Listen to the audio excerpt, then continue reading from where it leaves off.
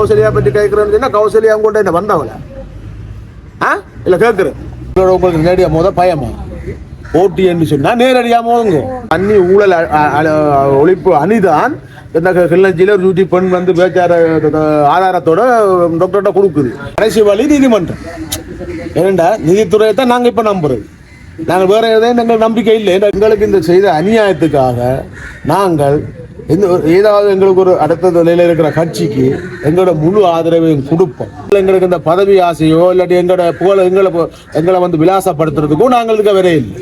சைசனா வணக்கம். வணக்கம். இப்போ தற்சமயம் இந்த உங்களோட உள்ளூராட்சி தேர்தலுக்கான ஊசி சின்னத்தோட நிறைய சின்னங்கள விண்ணப்பங்கள் நிராகரிக்கப்பட்டது தானே, இது சம்பந்தமா உங்களுக்கு கருத்து திட்டமிட்ட செய்யலாம்? எங்களுடைய ஆவணங்கள் அனைத்தையும் வந்து நாங்கள் இங்கே சீர் செய்து அதை ஒழுங்கமைச்சு தான் நாங்கள் எங்களுடைய கச்சேரிக்குள்ளே போய் அங்கேயும் அங்கே பணி செய்கிற ஆஃபீஸர் மாதிரிட்ட எல்லாம் கொடுத்து எல்லாம் வந்து நீ சரி பார்த்து இந்த ஆவணங்கள் ஒப்படைக்கலாம்ன்ற பிறகுதான் நாங்கள் அங்கே ஒப்படைக்கிறோம். ஒப்படைச்ச பிறகு நாங்கள் தேர்தல் ஆணையத்தின் சட்டத்தின்படி கேட்ட அனைத்து ஆவணங்களும் 18 வயசுலேருந்து 35 வயசுக்கான பிறப்பு சான்றிதழ்லேருந்து ஐசி போட்டோ கோப்பியிலேருந்து 35 வயசுக்கு மேற்பட்ட ஆக்கள் ஐசி போட்டோ கோப்பியிலேருந்து ஏபியில சைன் எல்லாத்தையுமே நாங்கள் சரியாக வச்சு தான் நாங்கள் கொடுக்குறோம். ஆனால் இதே வந்து இந்த நிராகரிப்பு வந்து ஒரு இரவு 10 மணி 9 வரை நான் என்னுடைய வரலாற்றில் உள்ளூராட்சி மன்ற வேட்புமனு தாக்குதல் ஏற்றுக்கொள்ளுதல் நிராகரிக்கிற இதெல்லாம் நேரம் விடுபட்டதுன்னு சொன்னால் இதைத்தான் முதல் தடவையாக இருக்கும்னு நான் நினைக்கிறேன். ஏன்டால் அவ்வளோ ஒரு அலைச்சல் 1:30க்கு வர சொல்லி 2:30 3:30 4:30 5:30 6:30 7:30 8:30 9:30க்கு தான் சாவச்சேரி கொடியாமத்தை சொல்லிலும் நிராகரிக்கப்பட்டிருக்கு. அப்போ அதுக்கு பிறகு நாங்கள் அவைகிட்ட வந்து அதை கேட்கல கூடி அவை சரியான ஒரு கரிசனைங்கிற தெரியல அவை காரணம் வந்து அது ஏற்றுக்கொள்ளப்படாத ஒரு விஷயம்.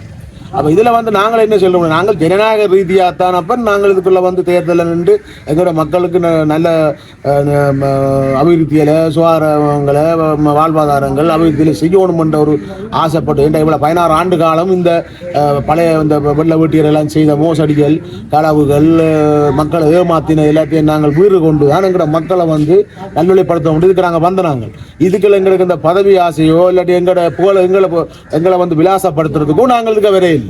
அப்ப இப்படி வந்து நாங்கள் ஒரு நம்பிக்கை துரோகத்துக்கு ஆளாகப்பட்டு போயிருக்கிறோம். அது உண்மை. ஏண்டா எங்களை வந்து முழுக்க அதை ஒரு இடம் 2 இடங்கள்ல ஒரு தவறுதல் நடந்து ஒரு நிராகரிக்கப்படுறது வேறு.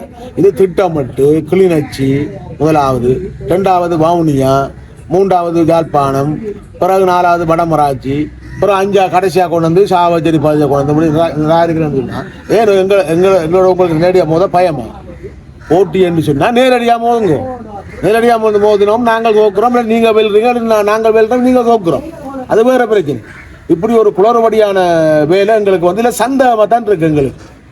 எங்களுக்கு சந்தேகம் எங்களுக்கு சரியான காரணம் தெரிவிக்கல. நேற்று கூடி கச்சேரியில் போய் எடுத்துட்டு வந்தவங்க காரணம் சரியான காரணமாக இல்லை. இப்போ அதால் நாங்கள் அடுத்த கட்ட நடவடிக்கைக்கு என்ன செய்ய போகிறோம்ன்றதை நாங்கள் அதை தீர்மானிக்கிறதுக்கு எங்களோட தலைமைப்படம் கூட கதைச்சு அதுக்கான நடவடிக்கை எடுக்க நிற்கிறோம்.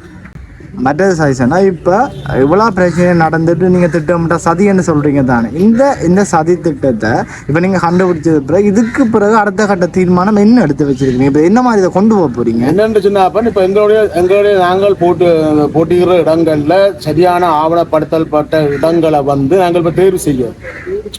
இப்போ வடமராட்சி உடுப்பட்டி பிரதேச சபையாக இருக்கலாம், இல்லாட்டி வடமராட்சி வெள்ளத்துறை நகராட்சி மன்றமாக இருக்கலாம், வடமராட்சி கிழக்கு பிரதேச சபையாக இருக்கலாம், சாவகச்சேரி நகராட்சி மன்றம், சாவகச்சேரி பிரதேச மன்றங்கள் இதெல்லாம் ஆராய்ஞ்சு நாங்கள் இதுக்கு வந்து என்னென்னு சொன்னால் ஒற்றுமை நிராகரிக்கப்பட்டு மற்ற கட்சிகளோடு வந்து சேர்ந்து ஒரு வழக்கு தாக்குதலை வந்து நாங்கள் செய்கிறதுக்கான நடவடிக்கை தான் இப்போ நாங்கள் கலந்து ஆலோசனை நடந்து கொண்டிருக்குது. அதுன்ற முடிவு சரியான முடிவு எட்டப்படும் வரைக்கும் அந்த தகவலை வந்து நாங்கள் இப்போ திங்கட்கிழமை கொடுக்குறோமா புதன்கிழமை கொடுக்குறோமான்னு இல்லாமல் நாங்கள் இந்த நீதிமன்றத்தை போய் நாடும்போது எங்களுக்கு கடைசி வழி நீதிமன்றம். ஏனெண்டா நீதித்துறையை தான் நாங்கள் இப்போ நம்புறது. நாங்கள் வேற எதையும் எங்களுக்கு நம்பிக்கை இல்லை, எங்களுக்கு நம்பிக்கை இல்லாத மாதிரி ஆக்கி போட்டாங்க. அப்போ நாங்கள் இப்போ நீதித்துறையை நம்புறதுக்கு நாங்கள் நீதிமன்றத்துக்கு போகிறதுக்கான எல்லா அலுவலையும் வந்து உறுதிப்படுத்தப்பட்ட பிறகுதான் அதை நாங்கள் உங்களுக்கு அதில் என்னென்ன முடிவெடுத்துருக்கோம் நாங்கள் அதை சொல்லுவோம். நீதிமன்றத்தில் நீங்கள் முடிவு இல்லாட்டியும் இப்போ நீங்கள் போகிறது எந்த வகையில் அந்த நீதிமன்றம் சாத்தியப்படும் நாங்கள் ஏன்டா இப்போ போகிறது ஆவணங்கள் இருக்குதானே, நாங்கள் கட்டப்பட்ட எங்கட சட்டம் எங்கட ஆவணங்கள் அந்த கடைசியாக தந்த லெட்டர் துண்டு இல்லாமல் இருக்குதானே, என்ன காரணத்துக்கான நிராகரிக்கப்பட்டிருக்கு. அப்போ இதை வந்து நாங்கள் இதில் இருக்கிற எங்களுக்கு சாதகமான நாங்கள் எல்லாத்தையும் செய்திருக்கிறத வந்து ஒரு நீதிமன்றத்தில் வழக்கு தாக்கல் செய்யக்கலாம். அது நீதிமன்றத்தில் வழக்கு எடுத்துக்கொள்ளப்பட்டால் அந்த விசாரணை முடியும் வரைக்கும் நீதிமன்றத்தின் தீர்ப்பு இருக்குதான். இப்போ இந்த தேர்தலில் வந்து இப்போ இடைக்கால தடை நீதிமன்றம் போடாமல் விடலாம், அதெல்லாம் நீதிமன்றத்துக்குள்ள போனால் பிறகு தான் அது என்ன நடவடிக்கைன்னு தெரியும். இப்போ நாங்கள் ஊகத்தில் ஒரு பதிலை நாங்கள் கதைக்கக்கூடாது. ஆனால் நாங்கள் இந்த பிரச்சனையை வந்து நீதிமன்றத்துக்கு போய் நாங்கள் தோல்வி அடைவோமாக இருந்தால் எங்களுக்கு இந்த செய்த அநியாயத்துக்காக நாங்கள் ஏதாவது எங்களுக்கு ஒரு அடுத்த நிலையில் இருக்கிற கட்சிக்கு எங்களோட முழு ஆதரவையும் கொடுப்போம். அதாவது கடைசி நேரத்தில் மட்டும்தான், இப்போ இல்லை, அது கடைசி நேரத்தில் கொடுத்து எங்களை வந்து வஞ்சனம் செய்த ஆக்களை தோற்கடிப்போம். அதில் நாங்கள் ஆணித்தரமாகவும் உறுதியாகவும் நான் சொல்கிறேன், தோற்கடிச்சே தீர்வு. மற்றது இப்போ நீங்கள் சொன்னபடி நான் கேட்குறேன், ஒரு இறுதி கட்டத்தில் நீங்கள் இன்னொரு கட்சிக்கு ஆதரவு கொடுப்பீங்கன்னு சொல்கிறீங்க தானே. ஆனால் இப்போ அந்த நாள்லேயே உங்களோட தலைவர் சொன்னவர் தானே, நாங்கள் சைக்கிள் கட்சிக்கு நாங்கள் ஆதரவு கொடுக்கறதுக்கு தயாருண்டு. இப்போ இது சம்மந்தமாக உங்களோட கருத்து என்ன? இப்போ வந்து அப்போ என்னென்னு சொன்னால், அந்த மனுஷன் வந்து 4 வளத்தாலையும் பந்தாடி கொண்டிருக்கிறாங்க. இன்னைக்கு வந்து அவர் வந்து ஒரு பார்லிமெண்ட்ல எந்த ஒரு விஷயத்தையும் தன்னிச்சையாகவோ அல்லாட்டி தனிப்பட்ட ரீதியாகவோ அந்த ஒரு பிரச்சனையை கதைக்கிறதே இல்லை. முழுக்க மக்கள் கொடுக்குற பிரச்சனையில தான் அந்த பார்லிமெண்ட்ல கதைக்குது. இன்றைக்கு சாதாரண பார்க்க போனால் வன்னி ஊழல் ஒழிப்பு அணி என்று இருக்குன்னு கேள்விப்பட்டிருக்கிறீங்களா? அந்த வன்னி ஊழல் ஒழிப்பு அணிதான் இந்த கிள்ளஞ்சியில் ஒரு டியூட்டி பெண் வந்து பேச்சார ஆதாரத்தோட டாக்டர்கிட்ட கொடுக்குது. ஏன் டாக்டர்கிட்ட கொடுக்கணும்? மற்றாக்கிட்ட கொடுத்தா கதைக்க மாட்டாங்க, டாக்டர்கிட்ட கொடுத்தா இதை வந்து வெளிப்படுத்துவார நம்பிக்கையில் கொடுக்குறாங்க. அப்போ டாக்டர் வந்து எந்த ஒரு பிரச்சனையும் வந்து தனிப்பட்ட ரீதி யாரையும் குற்றம் சாட்டி கொண்டு போய் பார்லிமெண்ட்டில் கதைக்கிறது. அதே மாதிரி முஸ்லீம் மக்கள் இந்த கல்யாண வயசு இல்லை பிரச்சனையும் வந்து முஸ்லீம் மக்கள் கொடுத்த கடிதத்தை தான் அந்த பார்லிமெண்ட்டில் கதைச்சது. ஏன் முஸ்லீம் நாடாளுமன்ற கடிதத்தை கொடுத்து ஜனம் ஏமாந்து போச்சு, இவங்க எதுவுமே கதைக்கிறது இல்லை. அப்போ அதுவும் அந்த மக்களுக்காண்டி தேவைக்கு தான் அந்த கதைக்கு.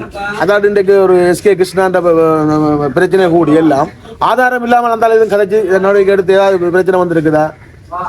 அப்போ சரி, இந்த வன்னி ஊழல் அளிப்பு அணி வந்து கொடுத்த அந்த யூடியூபாளருடைய தரவு, அதை பற்றி கொஞ்சம் பேர் கழிச்சு கொண்டிருக்கிறீங்க.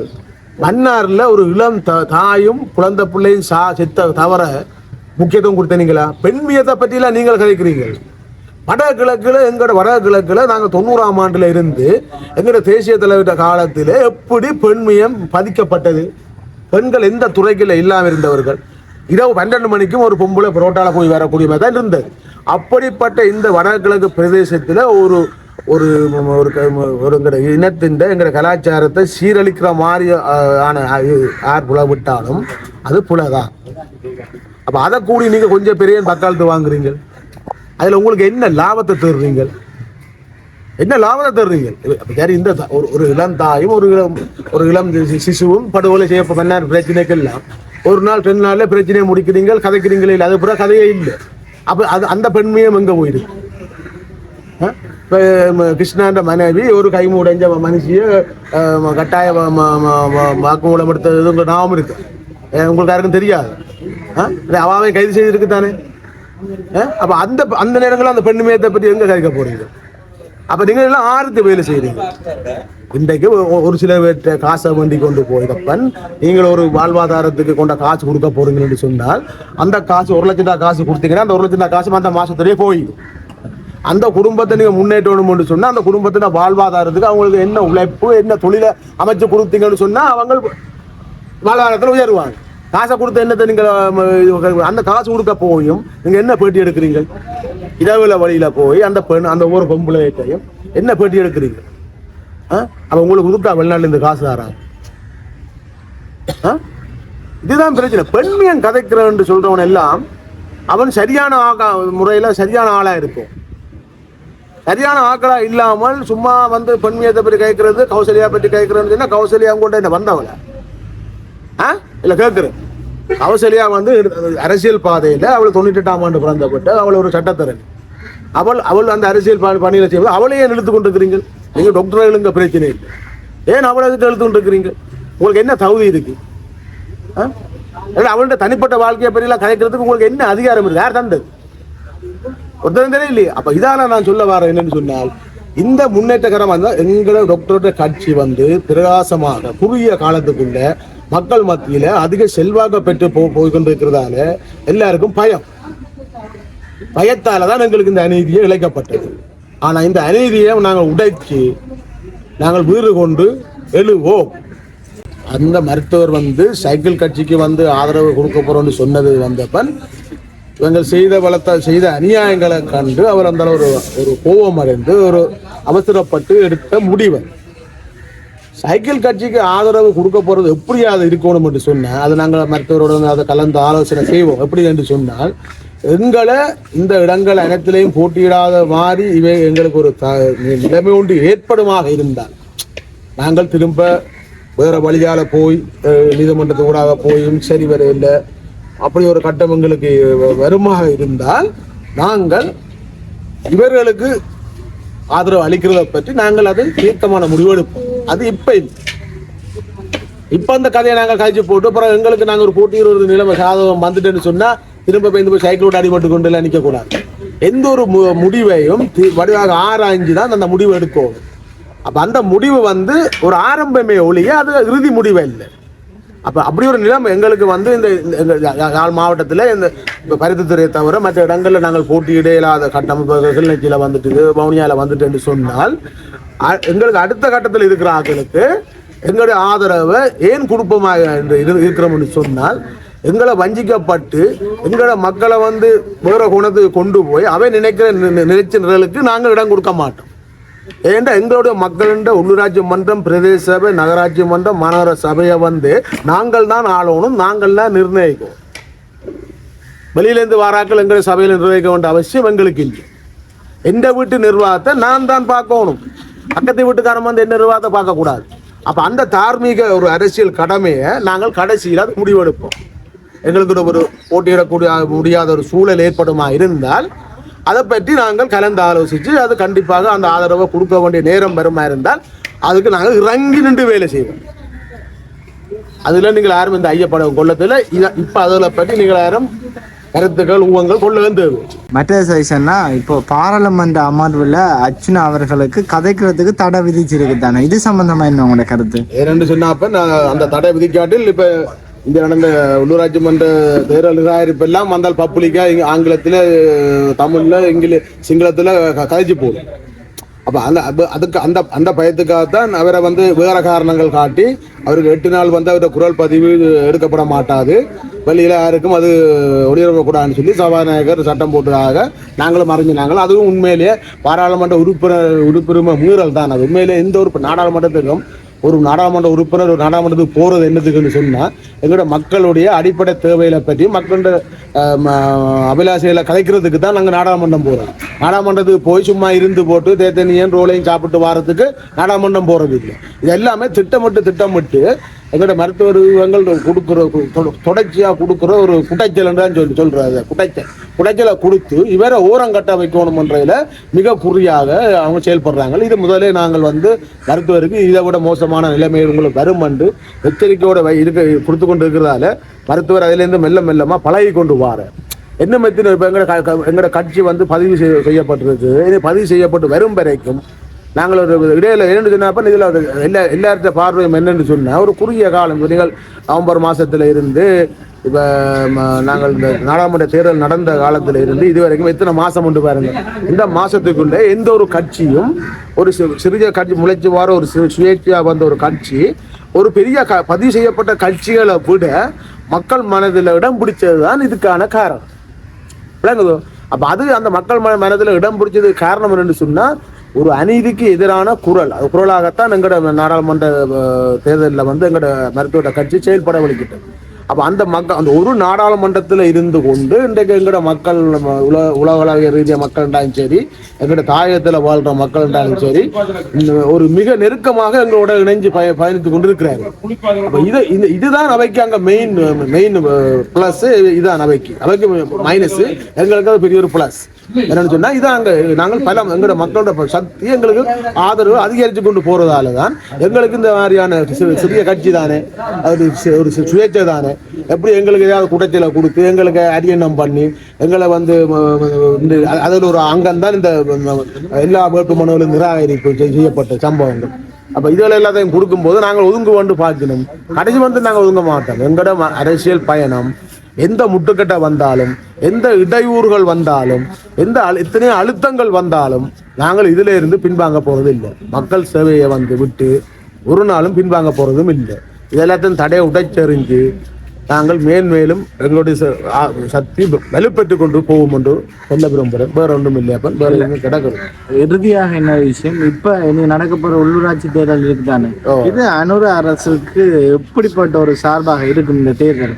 அவை வந்து எதிர்பார்த்து கொள்றது என்னன்னு சொன்னால், இந்த வடபகுதியில் இருக்கிற அனைத்து உள்ளூராட்சி மன்றம், உள்ளூராட்சி சபைகள், நகரங்களை கைப்பற்றினால் இப்போ எங்களோட வெளி உலகத்துக்கு வந்து இங்கே ஒரு போர் நடக்கவில்லை, இங்கே ஒரு போர்க்குற்றம் இல்லை, ஒற்றையாட்சிகள் வந்து வடபகுதி மக்கள் வாழ்றதுக்கு தயாராகி விட்டார்கள் என்ற ஒரு நோக்கங்களுக்காகத்தான் அவை வந்து இந்த மாதிரியான ஒரு இடைஞ்சல் வேலையை செய்து கொண்டிருக்கிறது. அதாவது எங்களுடைய மக்கள் அந்த உண்மையில நாங்கள் இந்த வடகிழக்கில் நாங்கள் பாதிக்கப்பட்டது, நாங்கள் இழந்த சொத்து இழப்புகள், உயிர்களை வந்து எங்களுக்கு தான் தெரியும். அதில் நேரடியாக நின்று பாதிக்கப்பட்டவர்கள், நேரடியாக நின்று யுத்தத்தில் வந்து மக்களும் கையை கால இழந்தது, எத்தனையோ மக்கள் கொல்லப்பட்டது, எத்தனையோ போராளிகளும் கையை கால இழந்தது. அதில் வந்து சார்பாக நான் சொல்ல போனால் எங்களோட அடிபட்ட இராணுவமும் கூட, இதில் இராணுவத்தை மட்டும்தான் ஒதுக்கி விடையாது, இராணுவங்களும் கொல்லப்பட்டு இராணுவம் கையை கால இழந்தது. யாரால? சிங்கள இளைஞர்களும் தமிழ் இளைஞர்களும் தமிழ் மக்களாகிய மக்கள் தான் இந்த யுத்தத்தில் பாதிக்கப்பட்டாங்க. அப்போ அந்த யுத்தத்தால் பாதிக்கப்பட்டு நாங்கள் இழந்த இழப்பை அதை கொச்சப்படுத்தவோ அதை நடைமுறையிலிருந்து காட்டுறதுக்கோ நாங்கள் ஒருபோதும் இந்த மண்ணில் ரத்தம் சிந்தின எத்தனையோ 50,000 மாவீரர்கள் குருவி, இதில் ஒவ்வொரு போராளியும் ரத்தம் சிந்தின குருவி, இந்த இதை மறைக்கிறதுக்கோ நாங்கள் ஒருபோதும் இடம் கொடுக்க மாட்டோம். ஏன்னு சொன்னால் நாங்களும் வந்து ஸ்ரீலங்கா அரசாங்கத்திட்ட கேட்டுக்கொள்கிறோம். என்னென்னு சொன்னால், தமிழ் மக்களோடு ஒன்றிணைந்து போவீங்களா இருந்தால் நீங்கள் உங்களுடைய ஸ்ரீலங்கான்ற கட்டம் எங்கேயோ போகும். இன்றைக்கு உலகத்தில் நான் திரும்ப உங்களுக்கு ஒரே ஒரு வசனத்தை சொல்கிறேன். கடைசி கட்டத்திலையும் தமிழோடு சேர்ந்து வாழ்கிற இந்தியாவை பாருங்க, தமிழோடு சேர்ந்து வாழ்கிற சிங்கப்பூரை பாருங்க, தமிழோடு சேர்ந்து வாழ்கிற மலேசியா பாருங்க. இங்கே தான் நாங்கள் வந்து பெரிய ஒரு பிள்ளையை விட்டு கொண்டிருக்கிறோம். என்னென்னு சொன்னால், பாதி பந்து தமிழனாகவும் பாதி பந்து சிங்களனாகவும் இருக்கிறது. இந்த பந்து ரெண்டும் ஒட்டினாத்தான் பந்து உருண்டால் எங்களுடைய பயங்கரவாத தடை சட்டத்தை எடுங்கோ, எங்களோட அரசியல் கைதியில் விடுதலை செய்துங்க என்று சொன்னால் எங்கள் புலம்பெயர் சமுதாயத்தில் இருக்கிற எங்களோட மக்கள் இங்கே முதலீடு செய்வார்கள். அப்போ இங்கே தொழில் ஃபேக்டரியில் உருவாக்கலாம், மக்களுக்கு வேலை வாய்ப்பை கொடுக்கலாம், மக்களோட வாழ்வாதாரத்தை உயர்த்தலாம், கல்வியை உயர்த்தலாம், அபிவிருத்தியை கொண்டு போகலாம். எங்களோட ஊர்மனைக்கு இருக்கிற ஒரு பாடசாலையை, வைத்தியசாலையை தரம் உயர்த்துங்கோ, அந்த மைதானத்தை தரம் உயர்த்துங்கோ, அந்த அந்த அந்த ஊர்மனை உள்ளாட்சி மன்றங்கள் இருக்கிற வீதியில் வந்து அபிவிருத்தி செய்யுங்கோ. அப்போ எங்களோட மக்கள் வந்து எங்கேயோ பின்னுக்கு இருக்கிற நாங்கள் முன்னுக்கு வந்த சொன்னால்தான் அதில் ஒரு சிறப்பு இருக்குது, நாட்டின் வளர்ச்சி இருக்குது. இது வந்து நாங்கள் இப்போ இன்றைய காலத்தில் பார்ப்போமா இருந்தால் ஸ்ரீலங்கா அரசாங்கத்துக்கு தமிழனால வடகிழக்கு தமிழனால எந்த பங்கும் இப்போ இல்லை. இந்த 16 ஆண்டு காலமாக எந்த பங்கும் இல்லை. அப்போ தமிழனோடு சேர்ந்து நீங்கள் உண்மையிலே இந்த நாட்டில் இருக்கிற தமிழனை நம்புங்க. நம்பினால் உங்களுடைய நாடு சிறப்பாக அமையும்.